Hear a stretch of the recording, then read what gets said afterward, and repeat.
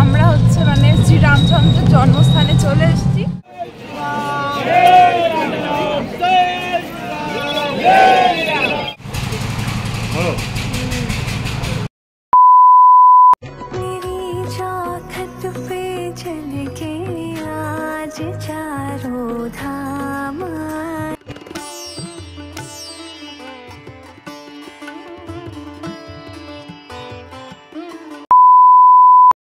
So এখন মোটামুটি ভোর 3:30 মতো বাজে, আর এখান থেকেই শুরু হচ্ছে আমাদের অযোধ্যা যাওয়ার যাত্রাপথ।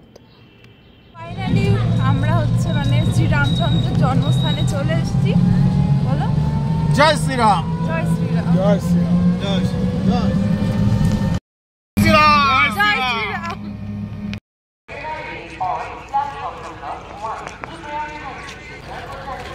সো ফাইনালি আমরা অযোধ্যাতে চলে এসেছি, আর এখন যাচ্ছি রাম মন্দির দর্শন করতে।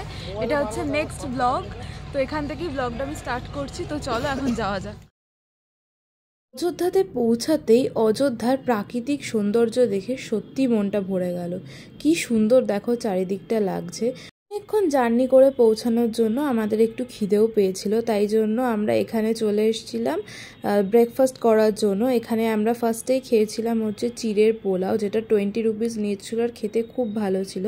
আর নেক্সটলি এদিকে বাবা খাচ্ছিল ছোলে ভাটুরে, গরম গরম একদম ভাজা হচ্ছিল। দেখো দেখেই তো একদম জিভে জল চলে আসছিল।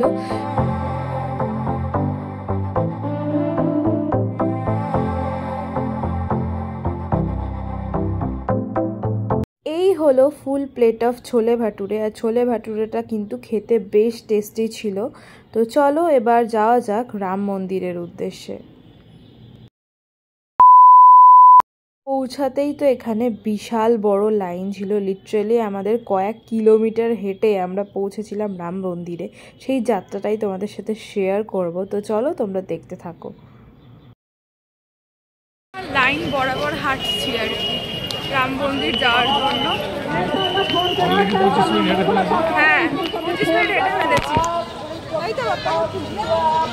এখনো কতক্ষণ হাঁটা হবে কোনো ঠিক নেই। এখানে পৌঁছাতেই এত পজিটিভ ফিল হচ্ছিল না, কি বলবো। তো চলো এখন ফাইনালি আমরা মন্দিরে এন্টার করে নিয়েছি, তো চলো মন্দিরে যাওয়া যাক।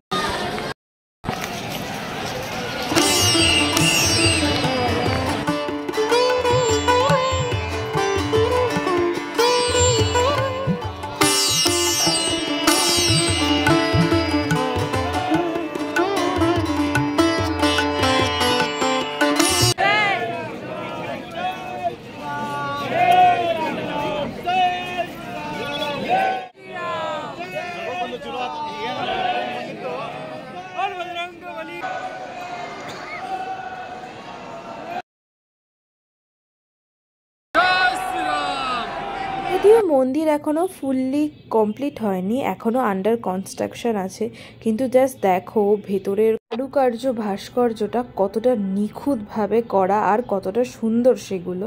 তো চলো এবার একদম ভেতরে পৌঁছানো যাক।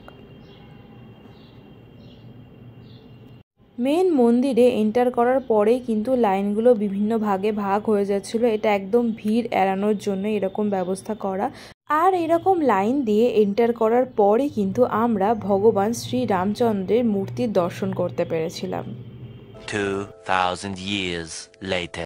মানে আমরা খুব বেশ ভালোভাবে দর্শন করেছি অযোধ্যা রাম মন্দিরে। তোমাদের তো দেখালাম যেটুকু পসিবল হলো, আর মানে মূর্তির দর্শন করাতে পারিনি কারণ ওই টাইমটা খুব রাশ ছিল। তো ক্যামেরা বের করার সিচুয়েশন ছিল না, লাইন এগোচ্ছিল, সেই কারণেই। তো আশা করি যেটুকু ব্লগে শেয়ার করেছি তোমাদের ভালো লেগেছে, আর ভালো লাগলে কিন্তু সাবস্ক্রাইব করতে একদমই ভুলো না। আর রাইট নাও আমরা একটা ধাবার সামনে দাঁড়িয়ে আছি, বেলায় লাঞ্চ করব ওটার জন্য। তো চলো এখন যাওয়া যাক, আর এরপরে কোথায় যাচ্ছি না যাচ্ছি সেগুলো তো দেখাবোই। তো যাই। তো দুপুরবেলায় আমাদের লাঞ্চের জন্য গাড়ি দাঁড়িয়েছিল এই ধাবাটার সামনে। আমার টেম্পটিং পনির ফ্রাইড রাইস। তো ফার্স্টে গিয়ে আমি অর্ডার দিয়েছিলাম হচ্ছে পনির ফ্রাইড রাইস, যেটা দেখো দেখতে অলরেডি ভীষণ টেম্পটিং লাগছে, আর বাবারও কিন্তু ভীষণ ভালো লেগেছিল। দারুণ খেতে। আর বাবারা অর্ডার দিয়েছিল এরকম একটা ভেজ থালি, যেখানে রাইস, কুলচা, পনিরের তরকারি, আরও অনেক রকম সবজি মিলে একটা ভেজ থালি ছিল। আর লাস্টলি এসেছিল হচ্ছে চিলি মাশরুম, যেটা খেতে কিন্তু একদম দারুণ ছিল। সর্বোপরি এই ধাবাটার প্রত্যেকটা খাবার ভীষণ টেস্টি ছিল। এরপরে লাঞ্চের পর আমাদের গাড়ি আবার চলতে শুরু হয়ে গেছিল নেক্সট ডেস্টিনেশনে পৌঁছানোর জন্য। সেটা কোথায় সেটা জানতে গেলে কিন্তু তোমাদের চ্যানেলটাকে সাবস্ক্রাইব করতে হবে, আর সেটা রিভিল হবে একদম নেক্সট ব্লগে।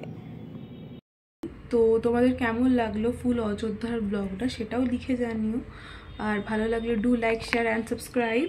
আর তোমাদের সাথে দেখা হচ্ছে নেক্সট ব্লগ মানে বারাণসী ব্লগে। ততক্ষণ অবধি do subscribe and keep watching my blogs, and bye for now.